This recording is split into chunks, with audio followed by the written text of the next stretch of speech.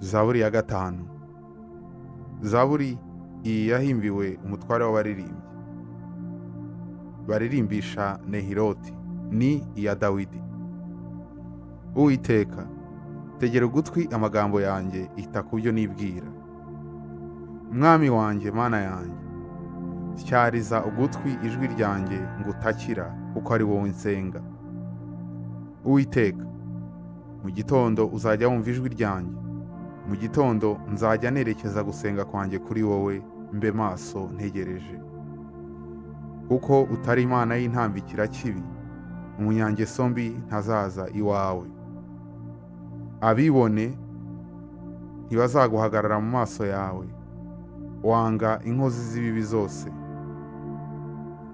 Uzarimbura abanyabinyoma, Uwiteka yanga urunuka umwicanyi n'umuriganya. Ariko njyeweho nzazanwa n'imbabazi zawe nyinshi mu nzu yawe, kuko nkubashye nzikubita hasi nsenge, nerekeye urusengero rwawe rwera. Uwiteka, kubwo gukiranuka kwawe ujye unyobora, kuko banyubikiye. Umpanurire inzira yawe aho nyura, kuko ari nta murava uri mu kanwa kabo. Imitima yabo ni igomwa risa, umuhogo wabo ni imvi irangaye. Bashyeshyeshya indimi zabo.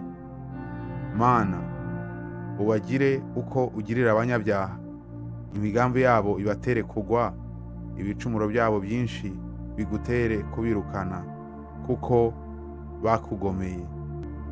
Nibwo abaguhungiraho bazishima, ibyishimo bizabateza amajwi hejuru iteka, kuko ubarinda, kandi abakunda izina ryawe bazakwishimira.